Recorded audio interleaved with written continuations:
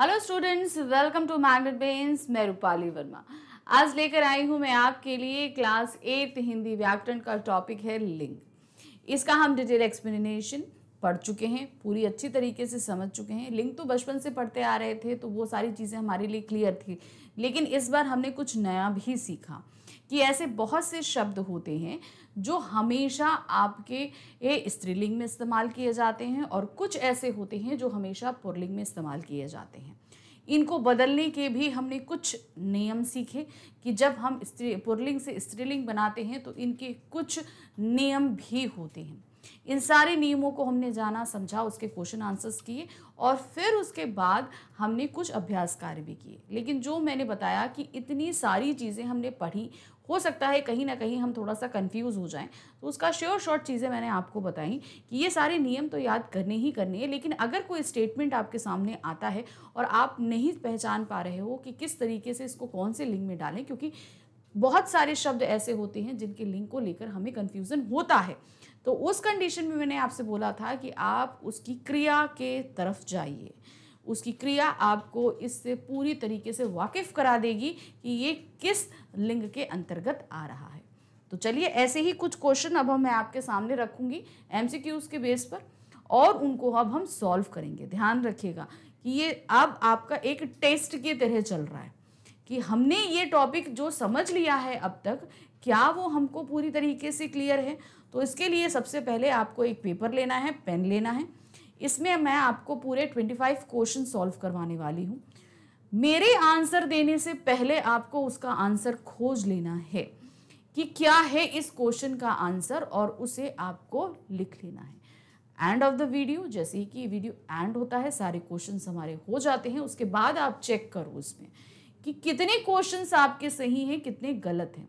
अगर आपके maximum question सही हैं तो इसका मतलब ये टॉपिक आपके लिए क्लियर है। और अगर आपको ऐसा लग रहा है कि नहीं, ज़्यादा क्वेश्चन गलत हुए हैं, तो आपको फिर से ये टॉपिक एक बार जाकर देखना पड़ेगा। फिर से इसके एक्सप्लेनेशन को देखिए, क्वेश्चन आंसर्स को देखिए और फिर उसके बाद आप एमसीक्यूज़ पर फिर से एक बार चेक करिए। ठीक है, तो चलिए शुरू करते हैं। मेरे आंसर देने से पहले आपको आंसर निकाल लेना है। प्रश्न संख्या 1 है, बैल का स्त्रीलिंग रूप होता है। अब बैल जो एक शब्द है, इसको अगर हम स्त्रीलिंग रूप में बताएंगे तो क्या हो जाएगा। मोस्टली बहुत सारे लोग जो क्या करते हैं, उसी में कुछ जो है विभक्तियों को जोड़कर स्त्रीलिंग बना देते हैं। लेकिन यहाँ पर भी ऐसा ही दिया गया है। जैसे देखिए, जो ऑप्शंस दिए गए हैं वो इसी तरीके से हैं। क्या है, बैली, बैला, गाय या बैलाई। तो ध्यान आपको जो रखना है कि जो सबसे पहला एमसीक्यूज़ का पहला नियम ध्यान रखना, ये आपको सिर्फ हिंदी में ही नहीं, सारे सब्जेक्ट्स में बहुत काम आने वाला है। क्या है कि जब भी आपके पास एमसीक्यूज़ रहेगा, क्वेश्चन पढ़िए और सारे ऑप्शंस पढ़िए। लाख आपको आंसर पता हो, लेकिन आपको बिना ऑप्शन पढ़े आंसर टिक मार्क नहीं करना है। अब जैसे बैल का जो स्त्रीलिंग रूप होगा वो आपका सही है गा, यानी कि गाय। नेक्स्ट क्वेश्चन है, भिकारिन का पुल्लिंग शब्द कौन सा होगा। भिकारिन का पुल्लिंग शब्द, मादा, भिकारी, लोमड़ी या नर। तो सही क्या हो जाएगा, उसका ऑप्शन है भिखारी। प्रश्न संख्या 3 है, अध्यक्ष शब्द किस प्रत्यय के लगने से बना है। अध्यक्षा शब्द किस प्रत्यय के लिखने से बना है। चलिए, पहले ऑप्शंस तो आपके सामने दिए गए हैं, लेकिन हमें अध्यक्ष को प्रत्यय अलग करना पड़ेगा। पहली चीज, जो उपसर्ग प्रत्यय में हमें मूल शब्द अलग करना पड़ता है। शब्द है हमारा अध्यक्षा। क्या है, अध्यक्षा। अध्यक्षा बेसिकली कौन सा शब्द है, कोई मुझे बता सकता है कि ये स्त्रीलिंग है कि पुल्लिंग है। ठीक है, तो ये हमारा एक स्त्रीलिंग शब्द है। कौन सा शब्द है, ये एक स्त्रीलिंग शब्द है, अध्यक्षा। अब इन्होंने क्वेश्चन क्या पूछा है कि हमें इसमें से प्रत्यय कौन सा लगा है ये बताना है। तो इसका जो मूल शब्द है वो है अध्यक्ष और प्रत्यय है आ। तो अब ये खाली आ की मात्रा प्रत्यय नहीं होती है। ठीक है, आ की मात्रा प्रत्यय नहीं होती है, तो उसका अध्यक्षा का मूल शब्द क्या है, आपका अध्यक्ष। तो जब हम अध्यक्ष से अध्यक्ष हमने अलग किया तो ये रह गया क्या, आ की मात्रा। तो ये इसमें है प्लस बड़ा आ, तो प्रत्यय हमारा क्या लगा, बड़ा आ। कौन सा है, बड़ा आ, इन, इया या आइन। तो देखिए ये प्रत्यय कैसे लगते हैं, जैसे बड़ा आ है तो इसकी सिर्फ बड़ा आ की मात्रा लगेगी, इन होगा तो छोटी ई की मात्रा और ना लगेगा, इया होगा तो छोटी ई की मात्रा और या लगेगा, और अगर आइन है तो बड़ा आ की मात्रा फिर छोटी ई की मात्रा और फिर ना लगेगा। ये एक बेसिक है, क्योंकि जितने भी स्वर हैं उन सब वो सभी प्रत्यय में मात्राओं में बदल जाते हैं और उसके साथ जो भी मूल शब्द है उसके व्यंजन में वो जुड़ जाते हैं। याद रखिए, लास्ट के 2 व्यंजन जो दो व्यंजन रहते हैं, लास्ट के किसी भी मूल शब्द के लास्ट के 2 व्यंजन से लेकर आखिरी व्यंजन तक इन प्रत्ययों का मेल होता है।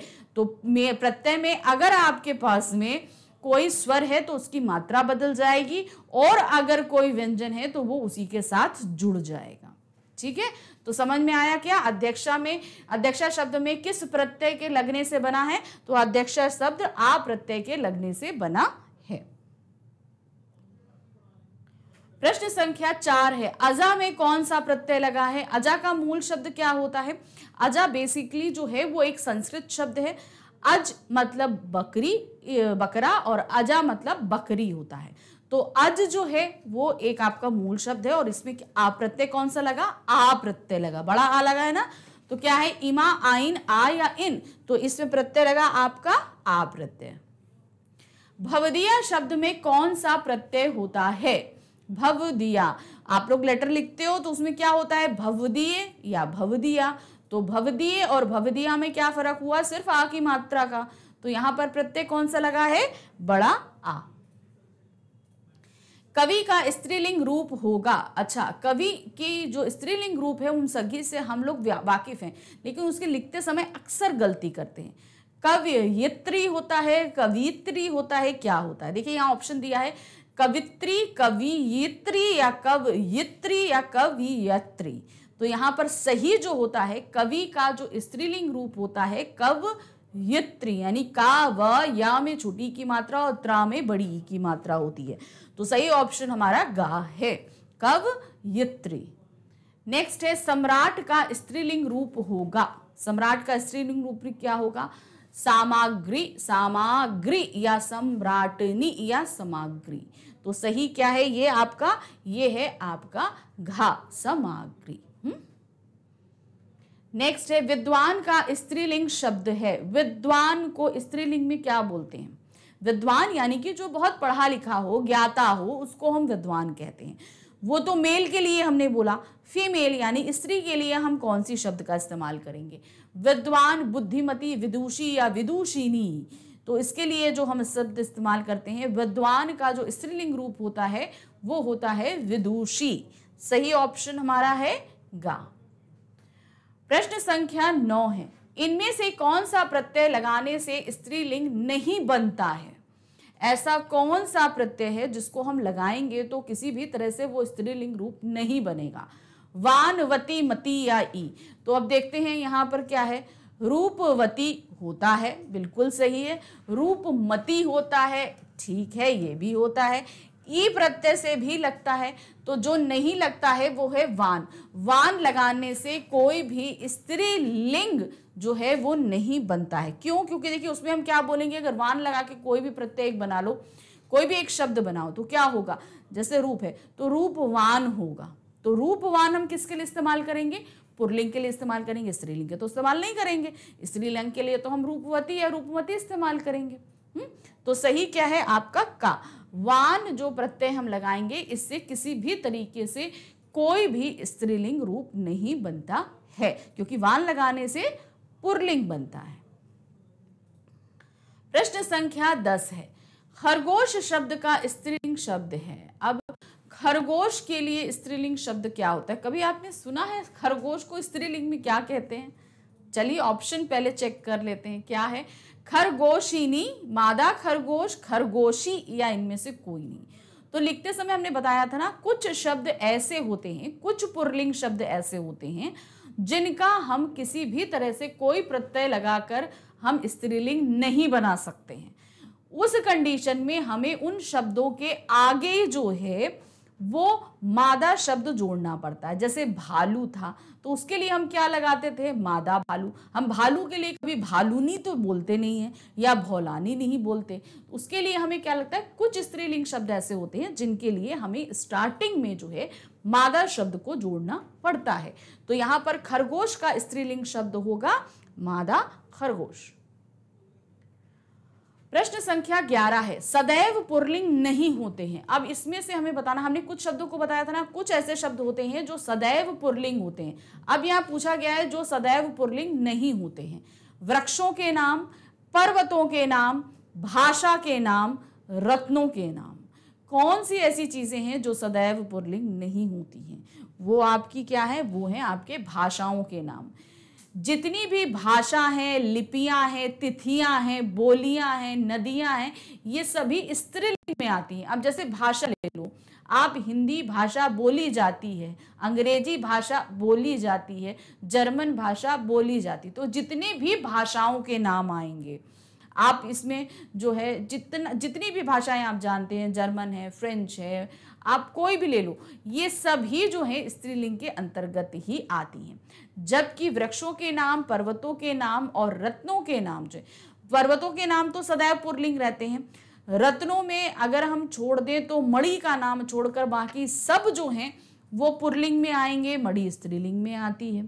फिर उसके बाद हम आ जाते हैं हाँ, रत्नों के नाम और पर्वतों के नाम हमेशा रहते हैं, वृक्षों के नाम भी हमेशा पुल्लिंग में ही रहते हैं। तो इस तरीके से मैंने आपको बता दिया ना, बाकी सब सदैव पुल्लिंग रहते हैं, लेकिन भाषा जो है वो हमेशा स्त्रीलिंग में रहती है।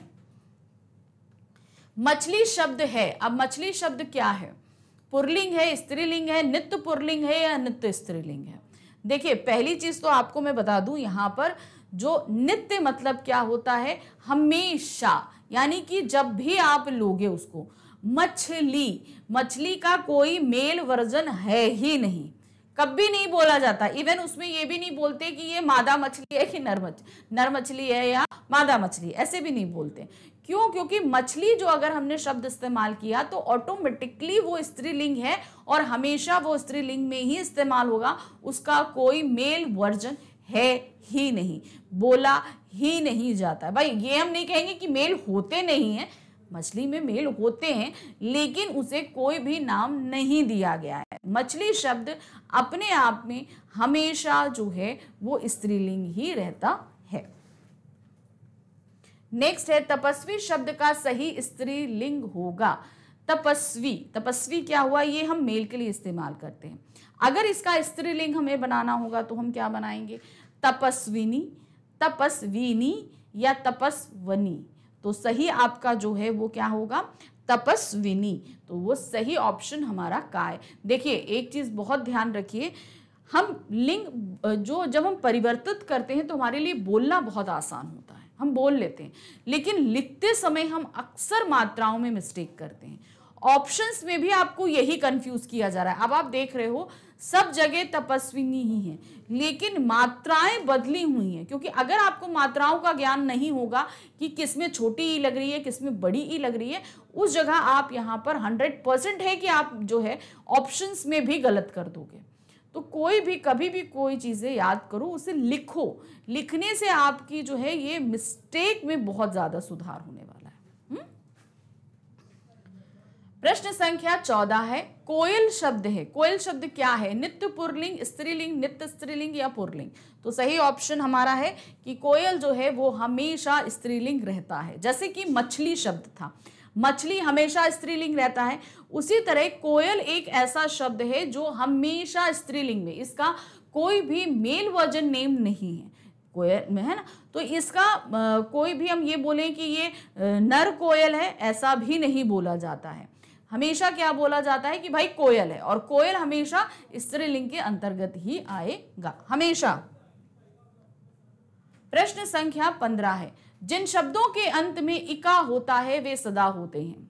इक्का वो क्या होते हैं? अब इका क्या है, पुल्लिंग, स्त्रीलिंग, नित्य पुल्लिंग या नित्य स्त्रीलिंग? इका। अब जैसे यहां पर आप ले लो पाठिका, क्या हो जाएगा, पाठक, पाठिका। अब इसमें आ गया। उसी तरह नायक, नायिका।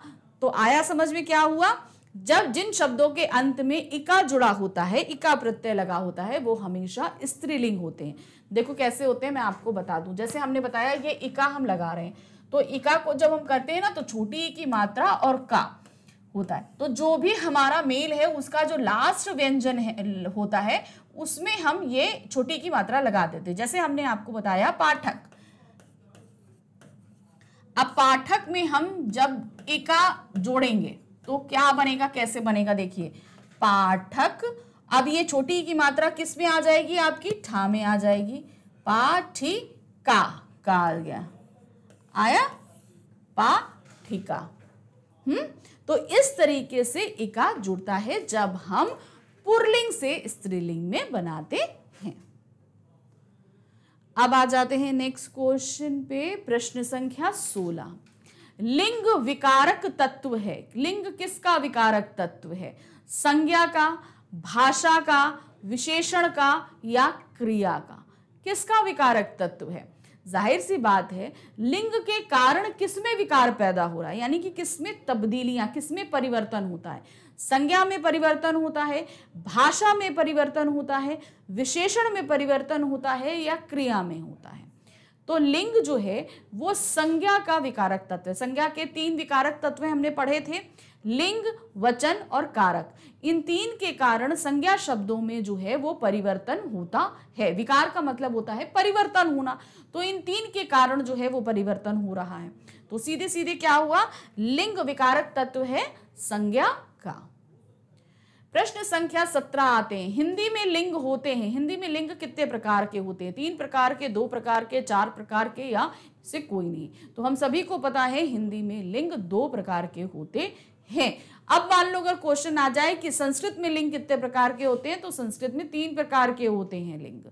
आपका क्या रहता है, स्त्रीलिंग, पुल्लिंग और नपुंसकलिंग। ठीक है। प्रश्न संख्या 18 है। सदैव पुल्लिंग शब्दों का स्त्रीलिंग रूप दर्शाया जाता है। जो आपके ऐसे शब्द जो हमेशा पुल्लिंग रहते हैं, उनका अगर हमें स्त्रीलिंग रूप दर्शाना हो तो हमें क्या करना पड़ता है? जैसे ई की मात्रा लगाकर हम दर्शाते हैं, आ की मात्रा लगाकर दर्शाते हैं, शब्द के आगे मादा शब्द का प्रयोग करके बताते हैं, शब्द के आगे नर शब्द का प्रयोग करके बताते हैं। अब जैसे खरगोश ले लो, भालू ले लो, ये सारे शब्द क्या है, इनका कोई भी फीमेल वर्जन नेम नहीं है, यानी कि इनका कोई स्त्रीलिंग रूप हमारे सामने मौजूद नहीं है। अब हम क्या बोलेंगे, कबूतर को हम क्या बोलेंगे, कबूतरी बोलते हैं, नहीं। उसी तरीके से खरगोश को क्या बोलेंगे, खरगोशिनी। भालू को क्या बोलेंगे, भालूनी। नहीं, जो शब्द हमेशा ही आपके पुल्लिंग में रहते हैं, अगर उनका हमें फीमेल वर्जन दिखाना है तो उसके आगे हम जोड़ देते हैं मादा। जैसे कि हमने क्या बताया, आपका हुआ भालू, तो भालू का अगर हमें फीमेल वर्जन दिखाना है तो हमारा हो जाएगा मादा भालू। तो समझ में आया, सदैव पुल्लिंग शब्दों का स्त्रीलिंग रूप दर्शाने के लिए शब्द के आगे मादा शब्द का प्रयोग करके हम उसे माफी में जो है स्त्रीलिंग दिखाते हैं। प्रश्न संख्या 19 है। कवि का स्त्रीलिंग शब्द है। कवि का स्त्रीलिंग शब्द क्या है? कवयित्री, गायिका, कविता या गीतिका। तो कवि का स्त्रीलिंग रूप होगा कवयित्री। अक्सर क्या होता है कि कवयित्री लिखते समय गड़बड़ी होती है, इसीलिए उसे कवित्री तो आप कभी प्रोनाउंस मत किया करो, उसे हमेशा मैं बोल कैसे रही हूं, ध्यान देना, कवयित्री। तो कवयित्री अगर आप बोलोगे तो कवयित्री लिखोगे भी। नेक्स्ट आते हैं, प्रधानमंत्री शब्द है। प्रधानमंत्री शब्द क्या है? पुल्लिंग, स्त्रीलिंग, स्त्रीलिंग और पुल्लिंग दोनों के साथ प्रयुक्त शब्द है या इनमें से कोई नहीं? तो अब प्रधानमंत्री जो शब्द है वो चाहे स्त्रीलिंग हो या पुल्लिंग हो, दोनों के साथ प्रयुक्त होता है। जैसे कि हम प्रधानमंत्री माननीय श्री नरेंद्र मोदी भी बोलते हैं, और अगर हम इंदिरा गांधी के नाम के साथ जाएं तो यहाँ पर हम क्या बोलेंगे, प्रधानमंत्री श्रीमती इंदिरा गांधी। तो ये प्रधानमंत्री शब्द चाहे स्त्रीलिंग हो चाहे पुल्लिंग हो, दोनों के साथ समान रूप से प्रयुक्त होता है। उसी तरह राष्ट्रपति शब्द जो है वो भी स्त्रीलिंग और पुल्लिंग दोनों के साथ समान रूप से प्रयुक्त होता है। जैसे कि राष्ट्रपति ये जो होगा डॉक्टर राजेंद्र प्रसाद, उसी के तरीके से ये जो है राष्ट्रपति है श्रीमती द्रौपदी मुर्मू। तो यहाँ पर हमने क्या देखा कि जो है चाहे आपकी राष्ट्रपति स्त्रीलिंग हो चाहे पुल्लिंग, प्रधानमंत्री स्त्रीलिंग हो या पुल्लिंग, उनके साथ प्रधानमंत्री ही लगेगा और राष्ट्रपति ही लगेगा, उसका कोई स्त्रीलिंग रूप नहीं होता है। प्रश्न संख्या 21 है, जिन शब्दों के अंत में इका होता है वे सदा होते हैं। जिनके में इका होता है, इका मतलब क्या हो गया आपका, छोटी ई और का, तो सही क्या होगा, वो शब्द आपके हमेशा स्त्रीलिंग रहते हैं। नेक्स्ट आते हैं प्रश्न संख्या 22, गायिका शब्द का पुल्लिंग है, गायिका का पुल्लिंग शब्द क्या होगा, गाना, गवैया, गायक या इनमें से कोई नहीं। तो गायिका स्त्रीलिंग शब्द है, इसके पुल्लिंग शब्द की तरफ अगर हम बढ़ेंगे तो वो कहलाएगा गायक। प्रश्न संख्या 23 है, इनमें स्त्रीलिंग और पुल्लिंग एक समान रहता है, ऐसा कौन सा शब्द है जिसमें स्त्रीलिंग हो या पुल्लिंग हो एक ही समान रहेगा। मैनेजर, नर, मादा या आदमी। तो जाहिर सी बात है हम जो शब्द लेंगे मैनेजर, मैनेजर अगर स्त्री हो तो भी मैनेजर कही जाएगी और अगर पुल्लिंग है तो भी मैनेजर ही कहा जाएगा। उसके आगे उसका कोई हम चेंज नहीं कर सकते कि भाई मेल है तो मैनेजर ठीक है, अगर स्त्रीलिंग है तो मैनेजर के अलावा कुछ और कर दें, ऐसा नहीं होता है। प्रश्न संख्या 24 है, सदैव पुल्लिंग में प्रयोग किए जाने वाले शब्द हैं, इसमें से ऐसा कौन सा शब्द है जो सदैव पुल्लिंग में ही इस्तेमाल होता है। मोर, सांप, भालू, कुत्ता। तो अब इसका बदल लो, मोर का मोरनी और क्या कहते हैं सांप का सांपनी, भालू का तो कोई नहीं होता, कुत्ता का कुतिया। तो सीधे सीधे भालू जो शब्द है वो सदैव पुल्लिंग में इस्तेमाल होता है। हाँ, अगर इसका स्त्रीलिंग शब्द बनाना है तो इसके आगे हम मादा जोड़ देते हैं, यानी कि मादा भालू, तो उसका स्त्रीलिंग रूप हो जाता है।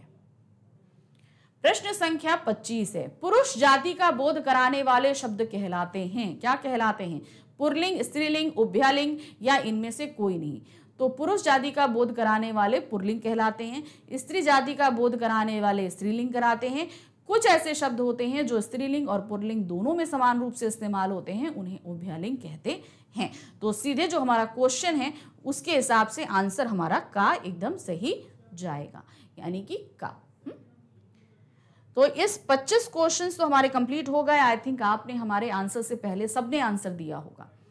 ठीक से चेक करिए कितने आंसर्स आपके सही निकले हैं, कितने गलत निकले हैं। अगर आपके बहुत ही 1 या 2 गलत होते हैं तो मतलब अभी आपको ठीक से अच्छे से समझ में आ गया है, रिवीजन से काम चल जाएगा। लेकिन अगर मान लीजिए 6 या 7 क्वेश्चन गलत हुए हैं तो मैं अभी आपसे यही बोलूँगी कि आप वापस जाके पहले एक्सप्लेनेशन को पढ़िए, कायदे से समझिए, एक बार ये पूरा टॉपिक क्लियर कर लेंगे फिर उसके बाद हम नेक्स्ट टॉपिक पर बढ़ेंगे। ठीक है, तो लिंग के तो हमारा पूरा टॉपिक खत्म हो गया, हमने आपको डिटेल एक्सप्लेनेशन करा दिया, क्वेश्चन आंसर्स हो गया, एक्सरसाइज हो गया, एमसीक्यूज हो गया। तो पूरी तरीके से ये चैप्टर हमारा क्लियर हो चुका है। अब हमारा लिंग के बाद जो हमारा नेक्स्ट जो टॉपिक आता है वो है वचन। अब हम वचन देखेंगे कि वचन क्या होते हैं, कैसे होते हैं। वचन तो हम सभी जानते हैं, एक वचन, 2 वचन होते हैं, एक वचन और बहुवचन होते हैं, लेकिन अभी उसमें और भी चेंजेस होते हैं। ये किस तरीके से आकारांत इकारांत में बदलते हैं, इनमें कौन से ऐसे शब्द हैं जो सदैव आपके एक वचन में प्रयुक्त होंगे, ऐसे कौन से हैं जो हमेशा बहुवचन में प्रयुक्त होंगे, ये सारी चीज़ें जानना ज़रूरी है। तो बेसिक चीज़ों से तो हम शुरू करेंगे कि वचन किसे कहते हैं, कितने प्रकार के होते हैं, लेकिन अब उसके एक्सटेंडेड में भी हम जाएंगे कि इनको हम देखेंगे कि आगे क्या क्या होता है। ठीक है ना, तो ये सभी वीडियोस आपको मिल रहे हैं मैग्नेट ब्रेन्स की वेबसाइट पे, यहाँ पर आकर आप बहुत आसानी से देख सकते हैं। यूट्यूब पे भी आपके लिए अवेलेबल हैं, देखिए, जाइए, अच्छे से सारे टॉपिक्स को समझिए और मिलते हैं अपने नेक्स्ट वीडियो में जिसमें हम शुरू करेंगे अपना नया टॉपिक वचन। Thank you for watching, bye bye.